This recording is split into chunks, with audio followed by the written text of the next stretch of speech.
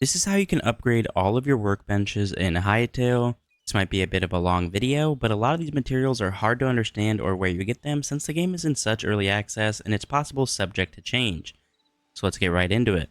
Starting off with the most important, your vanilla original workbench. Firstly, you're going to need copper ingots, iron ingots, and linen scraps. These are all very simple. In your initial biome of the forest, these will be in the caves, copper and iron ingots, iron near the bottom of the caves, and copper anywhere in the caves. As for the linen scraps, you're going to want to look for enemies who are wearing clothes. That's all that matters. As long as it's an enemy wearing clothes, they will drop X amount of linen scraps. So the best places to go for these are look on your map for buildings like this one. And as you can see, there's a skeleton right here. Boom, he dropped a linen scrap. Next, you need a good amount of thorium ingots, good amount of cobalt ingots, heavy leather, shadow weave scraps, and essence of fire. These are where people might get a little bit lost, but fear not, I will explain all of these and the best areas to get them. For the thorium, the easiest place to get it is go to the desert and look for a mountainous region. You could tell by the sharp ridges on the map where mountains would be, and it'll just be on the mountainside. As you see, we have some thorium ore. That is the easiest place to get it. And then the easiest place to get cobalt is in the mountains of the snowy region. Once again, mountains, I know. And you can see it's just up on the surface. The reason the mountains are so good is because it's super easy to get and see from anywhere. And then for heavy hide, you want to kill any large animal, like a polar bear, for example. Upon killing a polar bear, I got heavy hide, which you could transform into heavy leather at your tanning rack. Now for the essence of fire and the shadow weave scraps. The best way to get essence of fire is to be in the starting green area, go super deep underground, and kill any of the fire type enemies. As you can see, I just killed that fire golem and he dropped 2 essence of fire, and there's also some lesser enemies in here who will also drop the same thing, like these fire mages, these fire skeletons, these goblins with candles on their heads, and things of that nature. The way to get shadow weave cloth is you want to go to any village in these snowy regions and kill the humanoid people. They actually drop shadow weave scraps, and you can get it very quickly, as you can see by the map how many snowy villages there are. With all of that, we can now upgrade our workbench to the lovely tier 3, and you are fully completed with your tier 1 workbench. Now let's start with the next ones.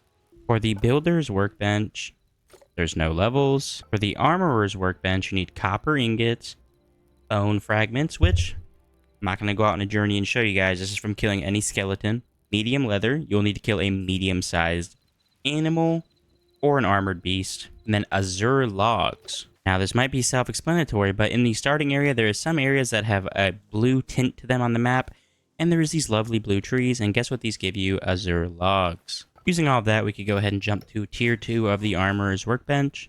And now is where things get a little complicated. I already showed you guys how to get thorium, showed you guys how to get cobalt, showed you guys how to get shadow weave scraps. But now we need sturdy chitin and a void heart.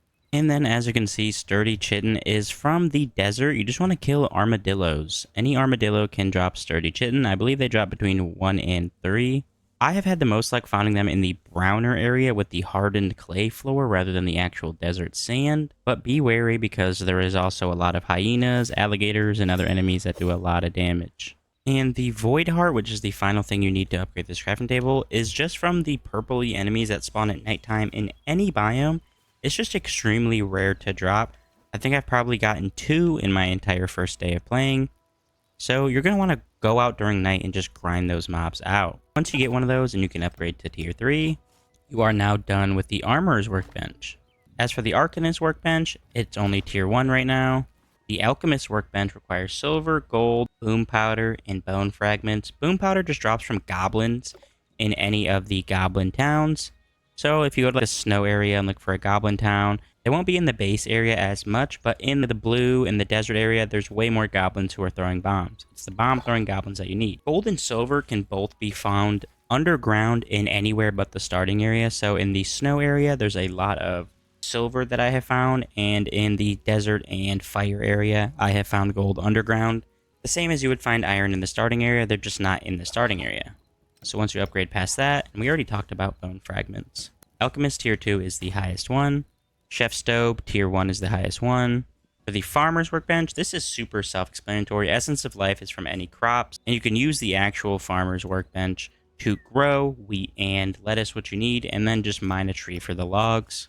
After upgrading that, it's the exact same thing. 100 Essence of Life is a greater Essence of Life, and then 10 carrots, 10 corn, which you can get from here as well. And then the same thing once again, 200 Essence of Life, cauliflower, and turnips, which you can get from in here again. And then the final one is the same exact thing, except it's 300 Essence of Life. You could buy pumpkins and eggplants and grow them yourself. Tier 6 is the same thing again. You could buy tomatoes and chilies from here and just get the logs and Essence of Life from anything like plants or killing enemies. And then the final one, once again, is the same thing again. And then the next one is once again the same thing. I guess that wasn't the final one. Till you get to tier 8, it is actually different. Blood petals, storm petals, and azure petals. As for getting the blood petals, storm petals, and azure petals, I don't think they're in the game right now. I have not been able to find them in any of those actual biomes. And that's all you need for both the final tiers. So I believe there is no way of getting those. It doesn't change anything in your workbench even going past those levels. So as for the furnace, we already covered all these materials, so we can go to tier 2. And that is it for the furnace. For the tanning rack, we've already covered all these as well. The sturdy chitin is from the armadillos, and the leather is from the 3 different sized animals or armored beasts. And that is the only level for that as well. Feeding trowel only has 1 level. The blacksmith anvil is actually a little interesting. We covered linen scraps, that's from killing any mob basically that's wearing clothes. We covered light leather, we covered iron ingots. But venom sacs actually come from multiple different things. In the starting area, there is spiders at nighttime. Those drop venom sacs. In the desert area, there's flying beetles. Those drop venom sacs. And there's a plethora of other animals that drop them. Now for the tier 2, it is actually extremely easy. You need Essence of Fire, which is killing any mob that is from the fire underground in the starting area. Essence of Ice, killing any of the ice mobs in the snow biome. And Essence of Void, killing any of the void enemies which just spawn anywhere during nighttime. And that is it for the blacksmith anvil to max it out. And that is it for all the workbenches and what the materials you need to max them out in Hytale as of right now in early access.